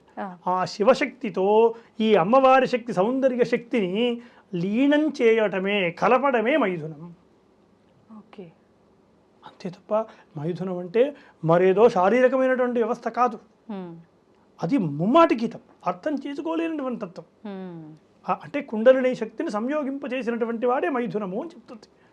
అంత గొప్పగా చెప్తుంది. అలాగే అదే కులార్ణవ తంత్రసారము అనేటువంటిది గ్రంథం ఇంకా చక్కగా యానాడీ సూక్ష్మరూప పరమ పదగత సేవనీయా సుషుమ్న సాకాంతాలింగనాసి మనుజరమణి సుందరీవాచ యోష కుర్యాచంద్రార్కయోగే తం యుగపనస మైథునం నైవ యోనౌ యోగీంద్రో విశ్వబంధవ సుఖమయ భవనేతాం పరిష్వద్య నిత్యం. ఇంత చక్కగా ఈ మైథునం గురించి కులార్ణవ తంత్రసారము అనే గ్రంథం చెప్పింది. ఏమంటుంది? సుషుమ్న నాడి నుండి ఇందాక చెప్పుకున్నట్టుగానే సుషుమ్న నాడి నుండి ఈ కుండలిని శక్తిని సంయోగింపచేస్తూ ఏదైతే ఆ సుషుమ్న నాడిలో కుండలిని శక్తిని స్త్రీ రూపంగా భావించి సహస్రార చక్రంలో ఉండేటువంటి శివతత్వాన్ని ఆయా సంయోగింప చేయడమే మైథునము అని చెప్పింది. అందులో ఏం చెప్పింది చక్కగా? నైవ యోనౌ అని అన్నది. అంటే యోనితో చేసేటువంటి విషయము కాదు. అంత క్లియర్గా నైవ యోనౌ అసలు లోకంలోనే ఉంది. దాన్ని మనం అర్థం చేసుకోలేకుండా మనకు తోచినట్టుగా వ్యవహరించడం ముమ్మాటికి పాపమే. వామమార్గం అంగీకరించదు. వామమార్గంలో గమ్యాన్ని చేరుకోలేరు. యోగులకే అర్థం కాదంటే సామాన్యమైన మానవులకు ఎలా అర్థమవుతుంది? ఇది ధర్మం, ఇది వామాచారం చెప్పింది ఇది, కానీ దీన్ని ఆచరించకుండా అనేక రకాలు అంటే అర్థం చేసుకోలేని తత్వం. అదేవిధంగా ముద్ర అని ఉంటుంది, 5వది ముద్ర అని ఉంటుంది. ముద్ర అనేసరికి అనేకమైన పిచ్చి పిచ్చి ముద్రలు తీసి ముద్రలు వేయటం, అనేక రకాల ముద్రలు ఉన్నాయని చెప్పుకోవడం, ఇది ఏదీ కాదు. ముద్ర అనే దానికి కూడా ఇది కులార్ణవ తంత్రసారం ఏం చెబుతుంది అంటే, అష్టధాన్యాదికం యచ్చ చర్వాణీయం ప్రయక్షతే సా ముద్ర. 8 రకాల ధాన్యాలు ఉంటాయి, అష్టధాన్యాలు అని ఉంటాయి. ఈ అష్టధాన్యాల్లో అన్నము, చింతపండు, ఇలాంటివి ఒక 8 రకాల ధాన్యాలు ఉన్నాయి. ఈ 8 రకాల ధాన్యాలు కలిపినటువంటి మిశ్రమమునే ముద్ర అని అన్నారు. అంతే తప్ప ముద్ర అన్న పదము ప్రస్తుత కాలంలో అనేక రకాల ముద్రలు వేయటం ఇవి కాదు విశేషం, ఇది కాదు. 8 ధాన్యాలు కలిపినటువంటిది ముద్ర అనే పదం వచ్చేటట్టుగా చెప్పారు. ఇలా గూఢార్థాలతో చెప్పారు కాబట్టి గూఢంగా అన్వేషించాలి. అర్థమైనా? ముద్ర అంటే పిచ్చి పిచ్చి ముద్రలు వేయటం కాదు. ఇలాగ పంచమకారాల్లో అనేకమైనటువంటి అర్థం చేసుకోలేనటువంటి తనంతో తోచినట్టుగా వ్యవహరిస్తున్నారు. అది ముమ్మాటికి వామ మార్గంలో గమ్యాన్ని చేరకపోవడమే కాకుండా పాపాన్ని కూడా మూట కట్టుకున్నటువంటి వాళ్ళం అవుతున్నాం. అందులోనూ వామ మార్గంలో ఇందాక చెప్పుకున్నట్టుగా ప్రాయశ్చిత్తం అంటూ లేదు. ప్రాయశ్చిత్తం లేనటువంటి మార్గంలో ఎంత జాగ్రత్తగా ఉండాలి అసలు ప్రాయశ్చిత్తమే లేదు అక్కడ. అలాంటి మార్గంలో చాలా ఉత్తమంగా ఉండాలి. కానీ ప్రస్తుత కాలం ఈ ఆధునిక యుగంలో ఇలాంటి విషయాలకు ఎక్కువగా అట్రాక్షన్ అవుతున్నారు, ఎక్కువగా వ్యవహరిస్తున్నారు. కాకపోతే అది ముమ్మాటికి తప్పు. వామ మార్గం అంటే పూర్తిగా చేతబడులు చేయటం అంటే తాంత్రిక, అది తంత్ర విధానంగా ప్రసిద్ధి చెందింది కదా. అంటే తంత్రం అంటే ఇందాక చెప్పుకున్నట్టుగా తంత్రం అంటే జ్ఞాన విస్తరణ చేయటం. తంత్రం అంటే ఏమిటో మంత్రాలతో ఇష్టం వచ్చినట్టుగా ముద్రలు వేసేసుకొని చేసేటువంటి విధానం కాదు, జ్ఞానంతో చేసేటువంటి అర్చన తంత్రం అంటే. తంత్రము అన్న అర్థం దానికి అంత గొప్పది ఉంది. కానీ ఈ వామ మార్గం అనేసరికి భూత ప్రేత పిశాచాదులు, ఈ చేతబళ్ళు ఇవన్నీ చేస్తారనేటువంటి అపోహ ఇది పూర్తిగా అపోహ. అంటే అర్థం చేసుకోలేనటువంటి తత్వం. పూర్తిగా అర్థం చేసుకున్నటువంటి వాడు మనతో ఈ విధంగా మాట్లాడరు. వామ మార్గం గురించి అర్థం చేసుకొని దాన్ని అన్వేషించేవాడు అసలు ఈ లౌకికమైనటువంటి విషయాల్లో ఎందుకు ఉంటాడు? ఈ లౌకికమైనటువంటి విషయాలు ఎందుకు చర్చిస్తారు? కానీ వామ మార్గంలో మేము అనుసరిస్తున్నాం, మిమ్మల్ని కూడా తరింపచేస్తామనేటువంటి వాళ్ళు ఎవరైతే ఈ వామ మార్గాన్ని అనుసరిస్తున్నారో ముమ్మాటికి ఇప్పుడు ప్రస్తుతం జరుగుతున్నటువంటి వ్యవస్థ అంతా కూడా అర్థం చేసుకోలేని తత్వం. అంతే, అర్థం చేసుకోలేకపోవటం. ఇప్పుడు పంచమకారాల వివరణ అయితే చాలా చక్కగా ఇచ్చారు. మరి ఈ వామాచారంలో పంచబలులు ఉన్నాయి అంటారు. అంటే అవసరమైతే నరబలి, దున్నపోతు అని రకరకాలుగా ఇలా ఒక 5 రకాల బలులు ఉన్నాయంటారు. అంటే ఇది కూడా అర్థం చేసుకోలేని తత్వం వల్లే ఈ పోకడ నడుస్తోందా? ఎలా? ముమ్మాటికి అదే. అసలు బలులు కానీ ఇట్లాంటి వ్యవస్థ కానీ చేతబడుల అంశాలు కానీ ఈ నరబలు లాంటి ఏదైతే ఏ బలులు కూడా ఏ రకమైన బలులు ఏ రకమైనటువంటి అధర్మ కర్మలను వామ మార్గం చెప్పలేదు. ఏ రకమైన చిన్న చిన్న చిన్న జీవహింసను కూడా చేయొద్దని చెప్పింది. వామ మార్గంలో ఉన్నటువంటి వాళ్ళు అంత గొప్పగా ఉండాలని చెప్పింది. చిన్న చిన్న జీవహింసలు కూడా చేయొద్దని. అట్లాంటిది ఇన్ని రకాల బలులను ఎందుకు ప్రోత్సహిస్తుంది వామ మార్గం? దాన్ని అర్థం చేసుకోలేక మిగతా ఆచారాల్లో ఉన్న వాటిని ఎక్కడ వేరే వేరే ఆచారాల్లో ఉన్న వాటిని తీసుకొని వచ్చి ఈ వామాచారంలో ఆపాదింపచేయటం, ఇది వామాచారం ఏమో అనేటువంటి కల్పితం చేయడం, భ్రమలను సృష్టించేటువంటి వ్యవస్థ చేస్తున్నారు. కానీ ముమ్మాటికి వామ మార్గము అలాంటివి ప్రోత్సహించదు. వామ మార్గంలో అవేవీ లేవు. అంటే ఎవరైనా ఆచరించవచ్చు ఒకవేళ ఆచరించాలి అనుకున్న వాళ్ళు, కానీ ఈ ఆచరణ కాదు. అదే అండి, ఇప్పుడు నేను ఏదైతే చెప్పాను ఈ రకమైన ఆచరణ ఎవరు చేయగలరు? ఉత్తమమైన యోగ్యులైన జ్ఞానులు మాత్రమే చేయగలరు. దానిపై అవగాహన ఉండి ఎలా అన్వేషించాలో తెలుసుకున్నటువంటి వాడు మాత్రమే కదా చేయగలడు. అలాంటి వాళ్ళు నిస్సంకోచకంగా చేయొచ్చు, అసలు అభ్యంతరం లేకుండా చేయొచ్చు. అలాంటి వాళ్ళు ఒకవేళ చేసేవాళ్ళు ఈ లౌకిక జీవనంలో ఉండరు.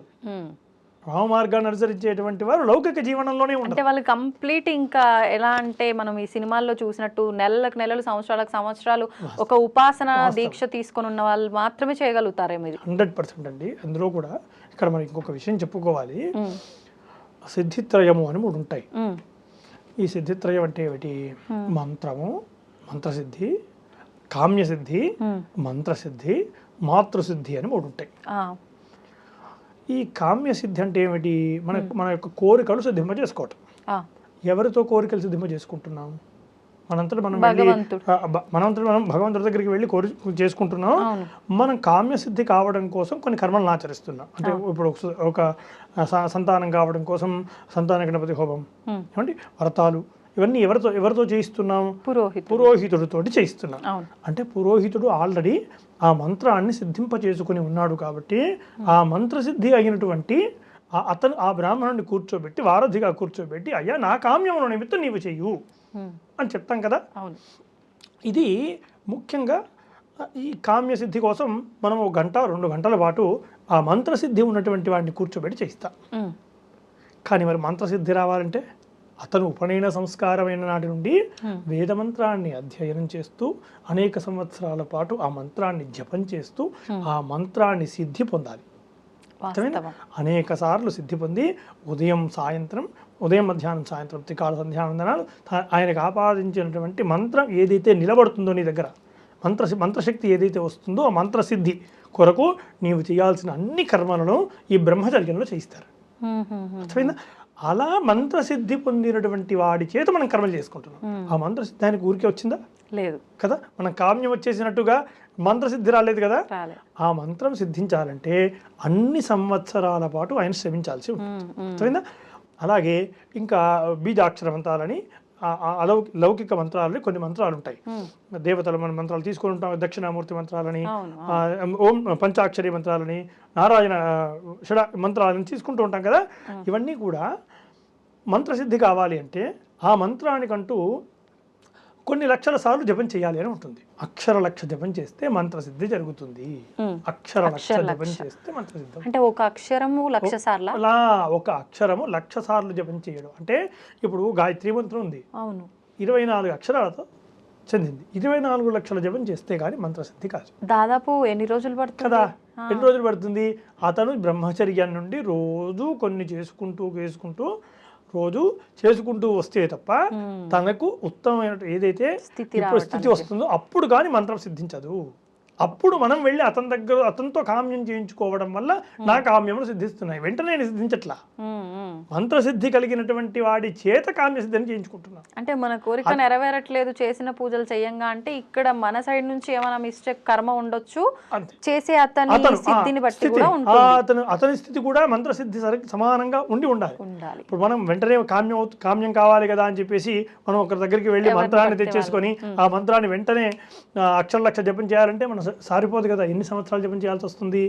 కొన్ని వందల సార్లు అక్షర లక్ష జపం చేయాలంటే కొన్ని సంవత్సరాలు పడుతుంది. అవునా? ఇది మంత్రసిద్ధి వరకు అయితే మాతృసిద్ధి అని ఉంటుంది.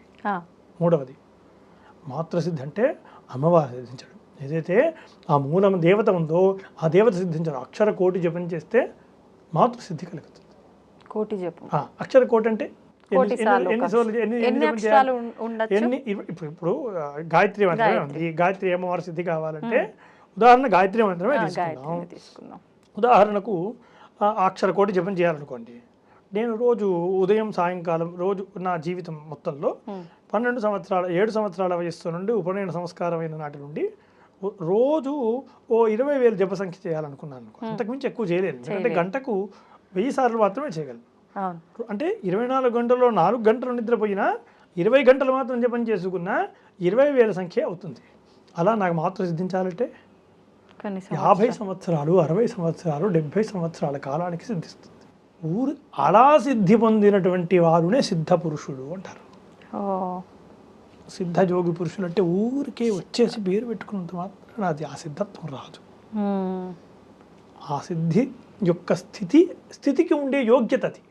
అంటే నువ్వు 50 సంవత్సరాలు నిరంతరం తపస్సుతోటే ఉండడం చేత 20 గంటలు రోజుకి 20 గంటలు జపం చేసి తపస్సులో ఉండడం చేత మాతృసిద్ధి కలుగుతుంది. ఎప్పటికీ 60 సంవత్సరాలు కలుగుతుంది. మరి కొన్నిసార్లు చాలా వయసు తక్కువగా ఉండి అన్ని వేదాలు చదివి అంతా ఇలాంటివన్నీ చేసి సిద్ధి పొందారు అని చెప్పి అంటూ ఉంటారు. అది అంటే కొన్నిసార్లు ఈ సందర్భాల్లో గత జన్మలో వారు ఇలా చేస్తున్న ప్రాసెస్ లో correct. వెళ్ళి నెక్స్ట్ జన్మ వాస్తవం. వస్తుందా? 100% అండి. పుణ్యము అదంతా మన పాపం ఎలా వస్తుందో మనం చేసుకున్న పుణ్యం కూడా మనతో పాటు వస్తుంది. ఆగామి కర్మలు అని ఉంటాయి. కానీ ఇది చాలా రేర్ గా కదా ఇలా గత జన్మలో సిద్ధత్వం. చాలా రేరుగా ఆదిశంకరాచార్యుల వారు ఉన్నారు. వారికి వెంటనే 7 సంవత్సరాల వయస్సులోనే అంటే అంత స్థితి వచ్చింది అంటే వారికి అద్భుతం ఏమిటి, వారు గత జన్మలో కూడా ఎన్నో, ఇప్పుడు మనం ఏదైనా ఒక ఉత్తమమైన కళ వచ్చింది అనుకోండి, చిన్న వయసులోనే వస్తే పూర్వజన్మ సుకృతం రా అంటారు. అవునా? అవును, వాస్తవం. పూర్వజన్మ సుకృతమే, పూర్వజన్మ శ్రమ, పూర్వజన్మలో క్షమించినటువంటి శ్రమ మనకు ఆ జన్మలో దక్కక ఇంకో జన్మలో అది ఒక రూపంలో మనకు ఆపాదించబడుతుంది. అర్థమైందా? అలాగే ఈ మాతృసిద్ధి అనేది కొన్ని సంవత్సరాలు చేస్తే గానీ లభించినటువంటి ఈ సిద్ధి వెంటనే మనం పేర్ల ముందు పెట్టేసుకుంటే సాధ్యం కాదు. ఈ సిద్ధి అనేది అంత సిద్ధి ఉంటుంది. అలాగా ఈ వామ మార్గంలో ఏదైనా అన్వేషించాలన్నా ఇన్నిసార్లు జపం చేస్తే తప్ప ఆ స్థితి యోగ స్థితి రాదు. అర్థమైందా? ఆ యోగులకు మాత్రమే అది అర్థం కాదు. అందుచేత ఇన్నిసార్లు సిద్ధి పొందినటువంటి వాళ్ళు మాత్రమే ఆయా మార్గాలను అన్వేషించగలుగుతారు. సాధారణమైనటువంటి వాళ్లకు అర్థం కానటువంటి మార్గాలు అంటే ఒక రకంగా ఆ చేసే వాళ్ళకు కూడా ఒక అర్హత రావాల్సిందే. వాస్తవం, అర్హత ఉండాలి. అర్హత వస్తే తప్ప మార్గాన్ని అన్వేషించలేము. మనకు తోచిన లౌకికమైనటువంటి విధానాలు మనకు తోచిన విధంగా చేసుకోవడం కాదు. ధర్మశాస్త్రాలు ఏం చెప్తున్నాయి దానికి అనుగుణంగా వెళ్తే చాలా తొందరగా వెళ్తా గమ్యస్థానానికి. ఇప్పుడు శాస్త్రం చెప్పినట్టుగా వెళ్తే, ఇప్పుడు ఏ రెసిపీ ఎలా వండాలో దాని ప్రకారంగా వండితే తొందరగా వండేస్తా. కరెక్ట్. అవునా? లేదు నాకు తోచినట్టు నేను చేస్తాను అనుకోండి, ముందు మాడగొట్టేస్తాను. నాకు తెలియదు, అర్థం కాదు. నాకు తోచినట్టు నాకు అసలు అవగాహన లేదు. నేను ఏదో ఒక రెసిపీ చేయాలనుకోండి, మాడగొట్టేస్తానుగా. నాకు సమయం కూడా చాలా ఎక్కువ తీసుకుంటుంది. ఎలా ఐటమ్ రెడీ అవ్వాలో అలా అయితే అవ్వదు. అలా అవ్వదు, సమయం ఎక్కువ తీసుకుంటుంది, వృధా అయిపోతుంది, అనేక రకాల ప్రయాసాలు అవుతాయి. కానీ అదే తెలిసినటువంటి వాళ్ళు ఇంత క్షణంలో చేయగలరు కదా. కాబట్టి ఇదే మనకు ముఖ్యం. తెలిసినటువంటి వారు యోగ్యుడైనటువంటి వాడి చేత అన్వేషింపజేయడం, అతను అన్వేషిస్తే అతని మార్గంలో మనం వెళ్ళటం అనేది ఉత్తమం. ధర్మశాస్త్రాలు ఏం చెప్తున్నాయో దాని విధంగా వెళ్ళడం ఉత్తమం. ఇప్పుడు అంటే మంత్ర రూపంలో మనం ఆచరించే దక్షిణ ఆచారం ప్రకారంగా చేసే పూజల కన్నా తంత్ర రూపంలో వామాచారంలో ఆచరించే పూజలకు యొక్క ఫలితం తొందరగా ఉంటుంది. కానీ చేయాల్సిన పద్ధతిలో చేస్తే, ఒకవేళ ఆ పద్ధతి కాస్త మనం చేయకపోతే బెడిసి కొట్టింది అంటే ఇంకా కోలుకోలని దెబ్బ తగులుతుంది అని చెప్పి విన్నా. ఇది ఎంతవరకు నిజం? ముమ్మాటికి ఇది వాస్తవం అండి. ఈ వామ మార్గం అనే కాదు, ఏదైనా వామ మార్గం అంటే తంత్ర మార్గం మీరు అన్నట్టుగా సదాచారములో కూడా అంతే, తొందరగానే సిద్ధిస్తాయి. కామ్యములు ప్రామాణికంగా చేయడం వల్ల అత్యంత తొందరగానే సిద్ధిస్తాయి. ఎక్కడైనా అంతే. ఎక్కడైనా మన శ్రమనే ముఖ్యం. మన శ్రమం మనం చేస్తున్నటువంటి ధర్మమా కాదా, మనం ధర్మయుక్తంగా చేస్తున్నామా లేదా, మనం చేసేది లోకశ్రేయస్సు కోరుతుందా లేదు. ముందు మనం చేసేటువంటి కామ్యములు మన కొరకు కాకుండా లోకశ్రేయస్సును కోరుతూ చేయాలి అని అంటారు. అందుకే ప్రతి కర్మలోనూ లోకా సమస్తా సుఖినో భవంతు అనేది ధర్మం మన హైందవ ధర్మమే. ప్రతి కర్మలోనూ ఇది ఖచ్చితంగా అంటాం. అంటే మనం చేస్తున్నటువంటి కర్మలు లోకానికి కూడా ఉపయుక్తమయ్యేటువంటివి అయి ఉంటే తొందరగా నెరవేరుతాయి. మన వరకే కాదు, నేను ఈ కామ్యం నెరవేరితే ఫలానా ధర్మాన్ని ఆచరిస్తానని, అదే ధర్మ సంబంధిత కర్మలు చేస్తానని, ధర్మ సంబంధమైనటువంటి వ్యవహారాల్లో ఉంటాననేటువంటి విధంగా మన కామ్యములు అంటే కోరికలు ఉంటే, మన ఆచరణ ఉంటే తొందరగా సిద్ధిస్తుంది. దక్షిణాచారమైన వామాచారమైన అత్యంత ఇది ఇలాగే సిద్ధిస్తుంది. కానీ వామాచారం అనేది కామ్యమును సిద్ధింపచేసుకోవడానికి వామాచారం కాదు. వామ మార్గం అనేది కామ్యముల కోసం కాదు. ఇప్పుడు పోతున్న పొరపాటే అది. దక్షిణ మార్గము కామ్యమును సిద్ధింపజేసుకోవడం కొరకు. నాకు ఇప్పుడు ఒక ఇల్లు కావాలి. దక్షిణ మార్గంలో సదాచారంలో నేను ఆ ధర్మాలు ఏవైతే చెప్పాయో దాని కొరకు పరితపిస్తే నేను దాన్ని సాధించుకోగలుగుతా. ఒక చిన్న డౌట్ అడగచ్చా? అంటే ఇది కోరికల గురించే మాట్లాడుకుంటున్నాం కాబట్టి, ఎటువంటి కోరిక లేకుండా మనం కనుక బ్రతకగలిగితే ధర్మంగా మరొక జన్మే ఉండదు, ఖచ్చితంగా మోక్షం పొందుతామంటారు. 100% మరి ఒక కోరిక నెరవేరాలంటే ఒక హోమం చెయ్యాలి, ఒక పూజ చెయ్యాలి, ఇదంతా ఎందుకు డిసైడ్ చేయబడింది? అయితే మనకు ప్రధానంగా ఏదైనా సరే సంకల్పము అని చేస్తూ ఉంటాం. ఏ కర్మ చేసినా ముందు సంకల్పం చెప్తాం, అవునా? సాధారణంగా ఏ సంకల్పమైనా ప్రధానంగా ధర్మాన్ని ఉద్ధరింపజేసుకోవడం కోసము లోక శ్రేయస్సు కోరుకునే విధంగానే ఉండేది, అవునా? అందులో చెప్పే దాంట్లోనే ఆయుష్యాభివృద్ధ్యర్థం, అవునా? నాకు ఆయుష్ కలగడం కొరకు, నాకే కాదు సమస్తమైన జనులకు కూడా ఆయుష్యాభివృద్ధి అర్థం ఈ సంకల్పంలోనే ఉంటాయి కదా. సమ్యక్ కల్ప ఇది సంకల్ప. సంకల్పం అంటే ఏమిటి?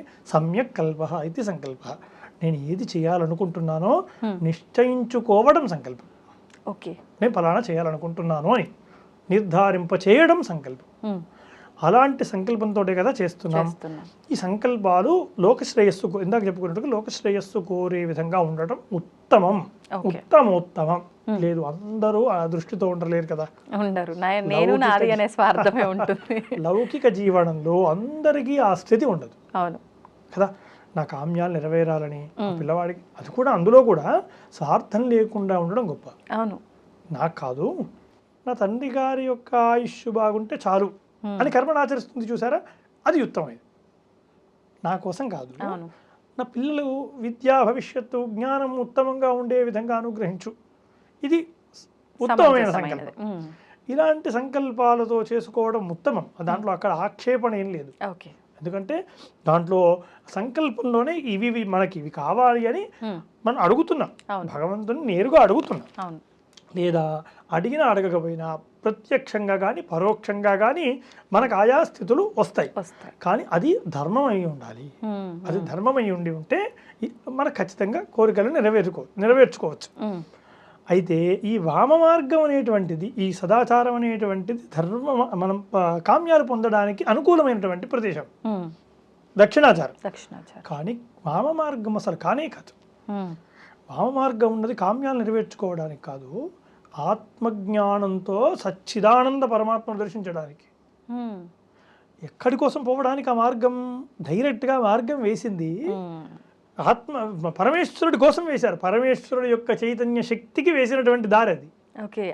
కామ్యాలు ఎలా నెరవేరుతాయి? సింపుల్ గా చెప్పాలంటే అసలు ఈ కోరిక లేని తత్వం నుంచి ఒక స్టెప్ ఎక్కిన వాళ్ళు అక్కడికి వెళ్ళాలి. ఆత్మజ్ఞానం, ఇందాక చెప్పాను, తంత్రం అంటేనే ఆత్మజ్ఞానం. ఆ జ్ఞానాన్ని విస్తరింపజేయడమే తంత్రం కదా. ఆ జ్ఞానముతో ఎవరైతే ఆ మార్గంలో అన్వేషిస్తాడో వాడు మాత్రం వెళ్ళగలుగుతాడు, అంతే తప్ప అది కామ్యాల కోసం మార్గం కాదు. నాకేదో ఒక ఫ్రిడ్జ్ కావాలి, నాకు ఇంకేదో కామ్యం కావాలి, నాకు ఇల్లు కావాలి, కారు కావాలంటూ వామ మార్గాన్ని అన్వేషించడం అది అర్థం చేసుకోలేనటువంటి, అంటే అర్థం చేసుకోలేనటువంటి తత్వం. అంటే ఇంకా అజ్ఞానంలోనే అక్కడే ఉన్నాం. ఇంకా అసలు ఆ అక్కడ అన్వేషించాల్సినటువంటి విధంగా అన్వేషించలేకపోతున్నాం. ఆ మార్గంలో ఉత్తమమైనటువంటి జ్ఞానులు కదా అన్వేషించాలి, ఆ స్థితిని పొందలేకపోతున్నాం. సదాచారం, మీకు ఎప్పటికో సదాచారం ఉంది కదా. సదాచారంలో అనేక రకాల కర్మలు ఉన్నాయి, అనేక రకాల విధానాలు ఉన్నాయి, అనేక రకాల ధర్మాలు. ప్రతిదానికి ప్రామాణికం ఉంది. ప్రతిదానికి ఏదో నాకు తోచింది కాదు, ప్రతిదానికి ప్రామాణికం ఉంది. ప్రతిదీ ఎందుకు చేయాలో ఉంది, దేనికోసం చేస్తున్నామో ఉంది కదా. అందుకోసం మన కామ్యమును నెరవేర్చుకోవడానికి దక్షిణాచారము, అంతకు పైన నాదిదేది కాదు అని వదిలేసినటువంటి జ్ఞానం ఎవరైతే ఉంటారో వాడి కోసం మాత్రమే వామ మార్గం. వాడి కోసం మాత్రమే వామ మార్గం. వామ మార్గంలో కామ్యాల కోసం పరితపించడం అది మూర్ఖత్వం. ఓకే, అంటే ఇంకా అంధకారంలో కొట్టుమిట్టాడుతున్నారు అనుకోవచ్చు. ఉత్తమం.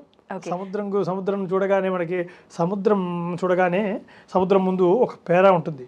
సముద్రము ఏమిటి? సముద్రం సముద్రాల దగ్గర మ్యూజియాలు ఉంటాయి కదా, ఆ మ్యూజియాల దగ్గర కొన్ని ఉంటాయి.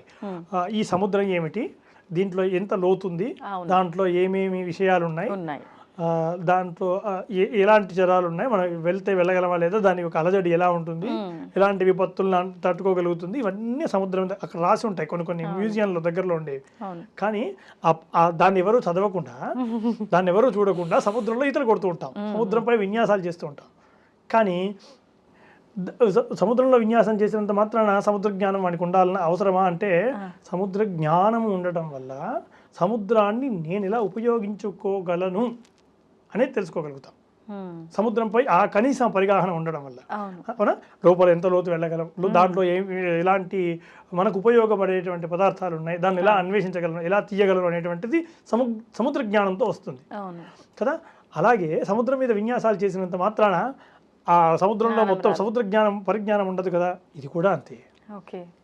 వామ మార్గాన్ని సంచరిస్తూ వామ మార్గాల్లో అనేకమైన కర్మలు చేసినంత మాత్రాన అవేవి సిద్ధించవు, ఆ జ్ఞానం వారికి అందవు, సముద్ర జ్ఞానం వారికి ఉండదు. ఓకే. కానీ అదే సముద్ర జ్ఞానము తెలుసుకొని వామజ్ఞానాన్ని తెలుసుకొని ప్రవర్తిస్తే దాని నుంచి నీవు ఎలా ముక్తిని పొందగలవు, ఏది గమ్యాన్ని ఎలా చేరుకోగలవు అనేది వామ మార్గం చెబుతుంది. ఓకే. అది గొప్పది, అది అసలైనటువంటి అంశం. ఓకే. ఒక చిన్న డౌట్, అంటే మన హిందూ ధర్మం ప్రకారంగా తీసుకుంటే మనకెంతో జ్ఞానాన్ని సింపుల్గా మనకు ఒక సాక్ష్యాలతో సహా ప్రతిదానికి ప్రూఫ్ ఉండి మనం నిత్యం ఏ రకంగా ఉండాలి ఏంటి అనేది, ఒక గమ్యాన్ని ఎలా చేరుకోవాలి అనే ఒక జ్ఞానాన్ని అందించే ఒక గ్రంథం అని చెప్పుకుంటే, మంచిని ఎవరైతే ఎక్కువగా, అంటే ఇప్పుడు ఉన్న పరిస్థితుల్లో ప్రతి ఒక్కరూ చెప్పే విషయం ఏంటి అంటే, మంచిగా ఉన్న వాళ్ళకి, ధర్మ ప్రకారంగా వెళ్ళిన వాళ్ళకే ఎక్కువగా కష్టాలు ఉంటాయి. వాడు ఏం సాధించాడు రా, ఇన్ని రోజులు మంచిగా ఉండి, ఏముంది అంతా అయిపోయింది ఇప్పుడు కాలం చేసిండు అనే మాట ఎక్కువగా వింటూ ఉంటాం. ఇది సాధారణంగా. ఎందుకు ఇలా, అంటే మంచిని ఆచరించటం వల్ల ఆయన ఇబ్బందుల పాలైండు అనటం ఎంతవరకు వాస్తవం? వాడి కర్మ అంతవరకే ఉందని అనుకోవచ్చు కదా. దీన్ని ఎలా చెప్పొచ్చు అంటారు? మంచి ప్రశ్న. విగ్రహం కావాలనుకోండి, విగ్రహానికి సంబంధించినటువంటి ఒక రాయిని తీసుకొని వచ్చి ఆ రాయినే ఎక్కువగా బాధిస్తాం.